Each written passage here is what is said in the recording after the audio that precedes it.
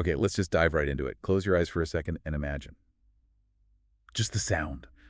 That absolute, vibrant, chaotic soundscape of Cairo traffic. Oh, yeah. Horns blaring everywhere. Right, a symphony of engines, just this constant buzz of a city that's totally alive. When we're talking about a metropolis pushing, what, 100 million people? Easily. And by 2019, it wasn't just big, it was the single largest ride-hailing market in the entire Middle East. Huge. And right there, in that incredible density, this massive battle was brewing. Yeah, and this wasn't just, about getting through traffic jams. It was a real clash of strategies. You had this global heavyweight Uber stepping into the ring. The big name everyone knows. Exactly, and facing them, Careem, a homegrown challenger built like literally on the streets they were trying to serve. And this story, it's not just about competition, is it? It's about what happens when these really different visions, different ways of doing things collide. And it all leads up to this enormous $3.1 billion deal. 3.1 billion. Just let that sink in. It's huge. And at the time, that was the first exit over $3 billion for any tech startup from the Middle East ever. So the stakes were just incredibly high.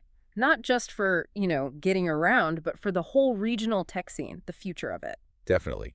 And that's what this deep dive is really about, isn't it? We want to unpack that whole story using the sources you've given us, try and pull out the most important bits of knowledge, the insights from this rivalry. Yeah, what were the key decisions, the moments they showed resilience, maybe even, some of the mistakes along the way. And especially, I think, understanding the people at the top, their backgrounds, their values, the missions that really shaped how they approach things, and ultimately how this whole thing played out. Absolutely. And just a quick note, like we always say in these deep dives, everything we're talking about today, it's drawn straight from the public record, news reports, statements, that kind of thing. Right. It's a complicated story, lots of layers.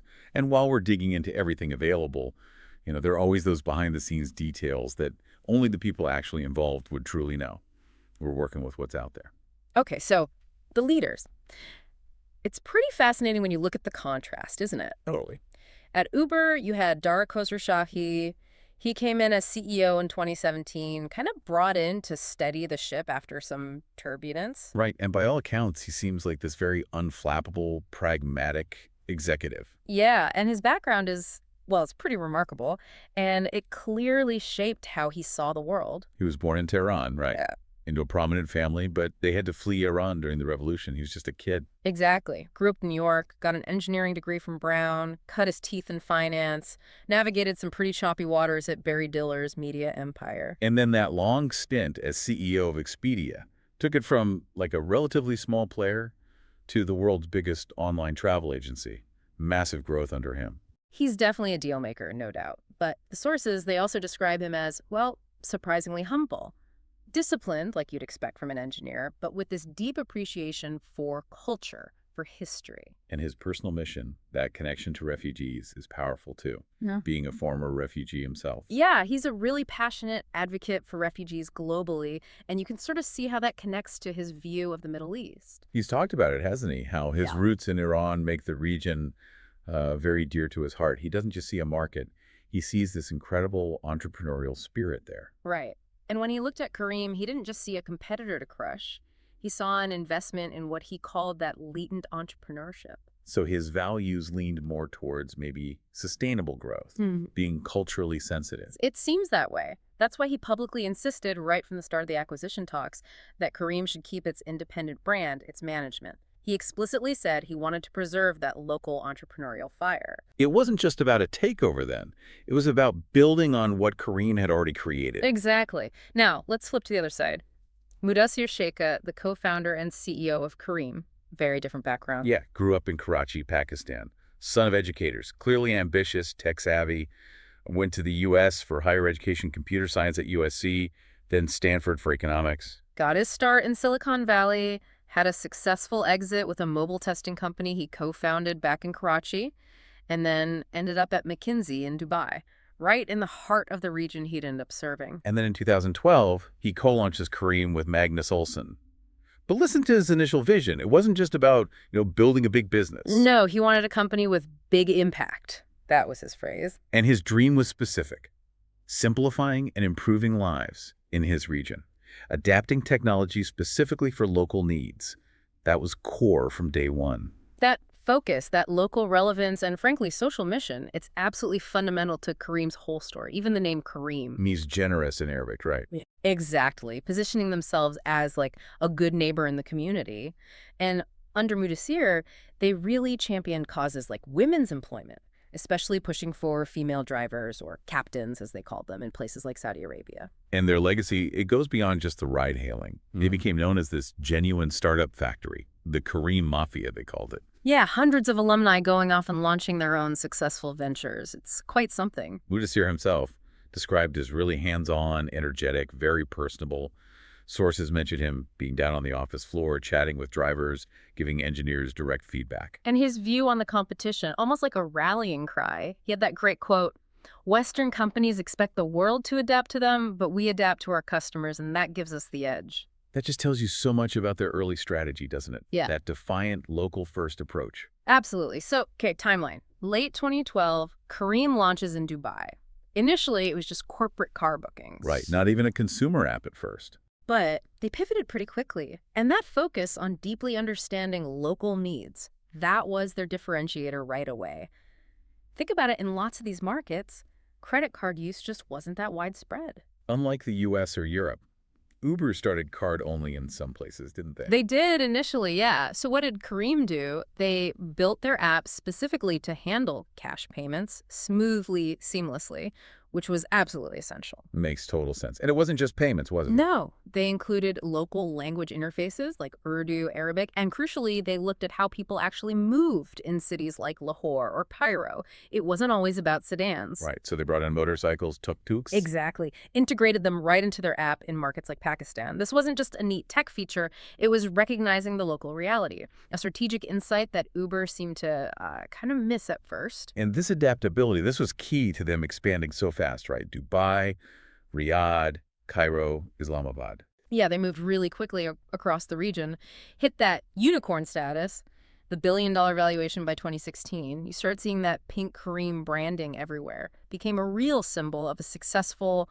homegrown tech company. Meanwhile, Uber enters Cairo in 2014. They started off a bit more high-end, the black car service. Right, but they pivoted too. Started aggressive pricing to get huge numbers of drivers and riders on board fast, and boom, the street battle was officially on. And they really went head-to-head on pretty much everything. Oh yeah, you saw it play out in real time. Remember late 2018? Cairo's traffic is legendary, right? Absolutely. What did both companies do almost at the exact same time? They rolled out minibus services, Uber Bus, Careem Bus, aimed right at working commuters who needed cheaper options. It was like this sprint to adapt to one of the city's biggest headaches. Yeah. Showed they were both responding, but also just locked in this direct combat. And Careem actually had a pretty significant geographic advantage, particularly in North Africa.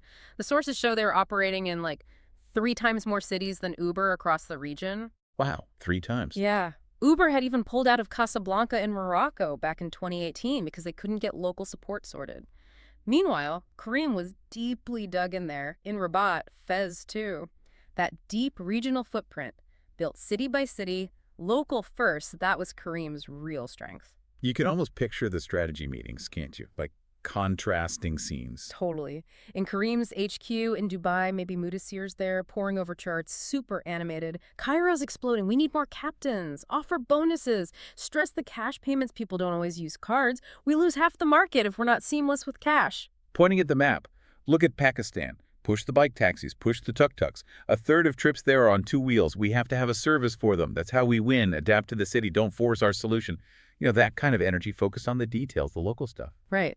And then, maybe far away, in Uber's regional office, it's calmer, more data-driven. Yeah. The local GM briefing, Dara Khosrowshahi, over video link. Middle East population's booming, public transit's limited, huge demand, especially Cairo. Cracking this market, it opens doors across North Africa's Sudan, Libya. It's a gateway. And Dara, maybe sipping coffee, composed, reflecting.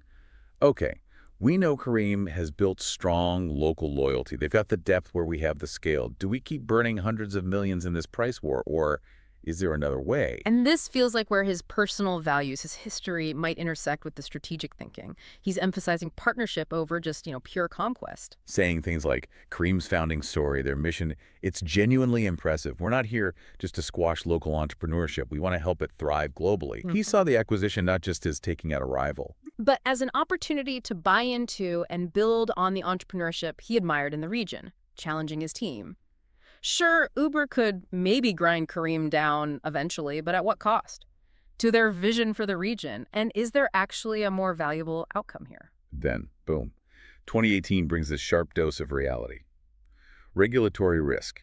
It wasn't just theoretical anymore. No, local taxi drivers in Egypt, obviously seeing their livelihoods threatened, they staged protests, filed lawsuits, and in March 2018, a court in Cairo actually revoked both companies' licenses. Just like that. Wow. Arguing they were operating as unlicensed taxis. Imagine the panic inside both companies during those couple of weeks. Operations just shut down in their biggest market. Legal teams scrambling. Get Cairo on the phone. What happened? We follow the rules. We pay VAT. Versus maybe this is the taxi lobby making their move. Brace yourselves. Get the appeal ready. It must have been a true test of their resilience, both sides. Definitely a crisis moment. But by late April, an urgent matters court ordered them back on the road. And then a month later, the highest administrative court lifted the ban completely. And that whole crisis, it actually proved a crucial point, didn't it? Despite the opposition, the Egyptian authorities ultimately recognized the massive transportation need these apps were fulfilling. Millions of people in a city with chronic transit problems relied on them.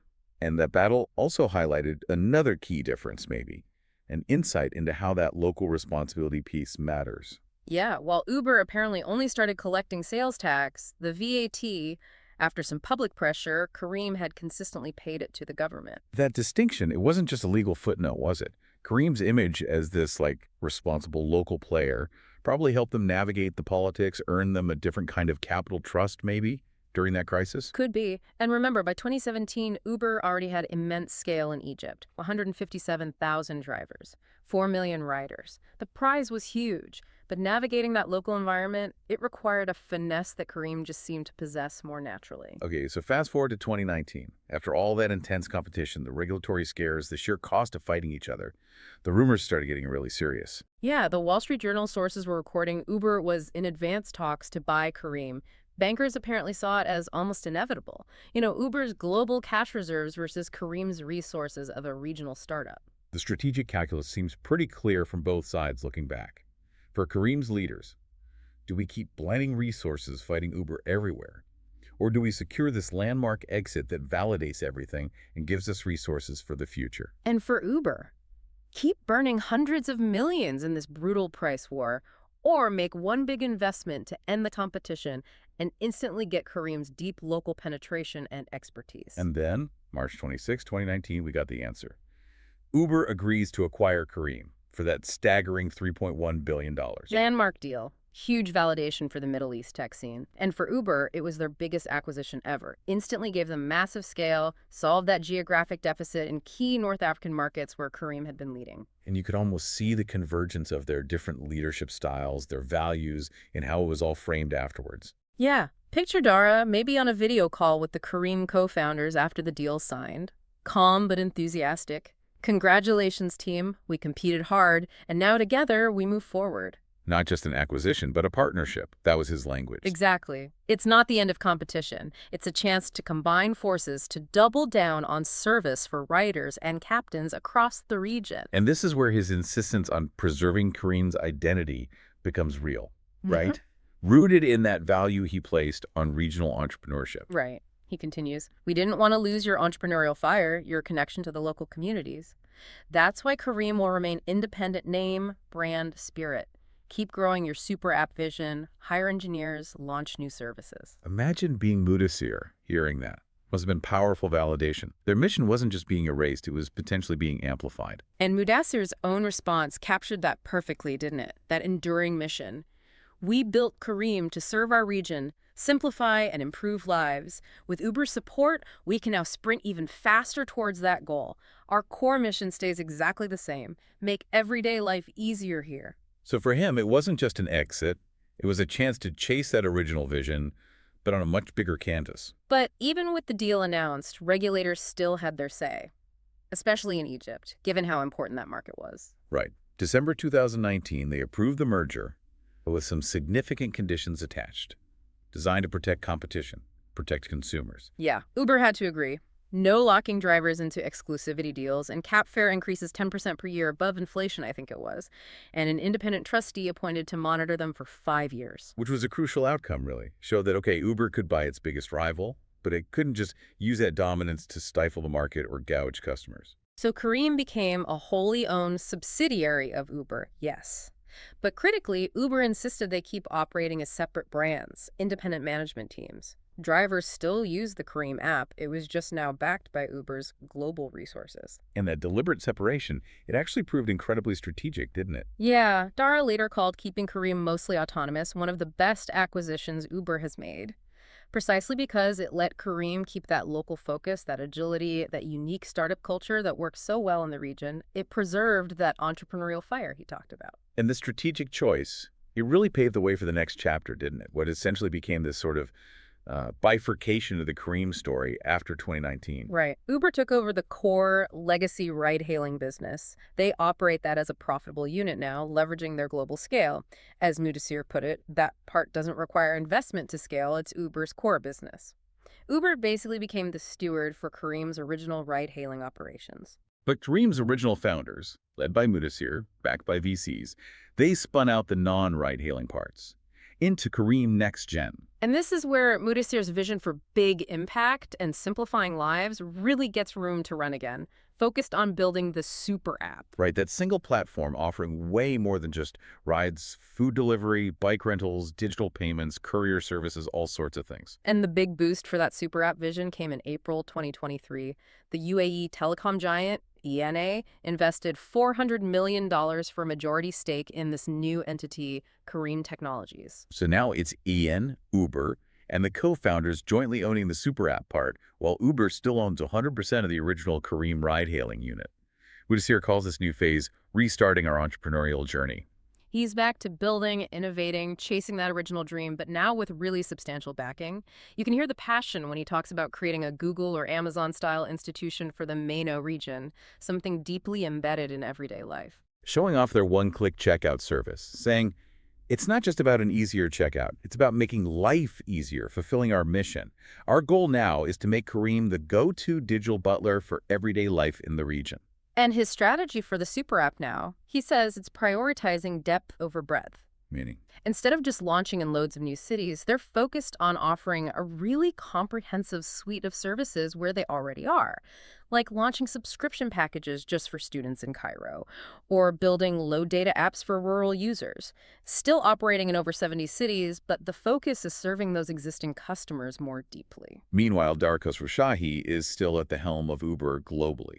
Huge operation, over 70 countries. Yeah, focused on guiding Uber to sustained profitability, looking at new markets, investing in future tech like self-driving cars. They're even testing them in places like Saudi Arabia, still expanding services like motorcycle taxis where rules allow. And still emphasizing being on the ground, right, walking the halls, talking to drivers, and he still expresses real pride that the Careem acquisition showed off that latent entrepreneurship of the Middle East and how Uber could partner with it. So by, now, 2025, you see how both CEOs have evolved, shaped by this intense rivalry and then this eventual collaboration.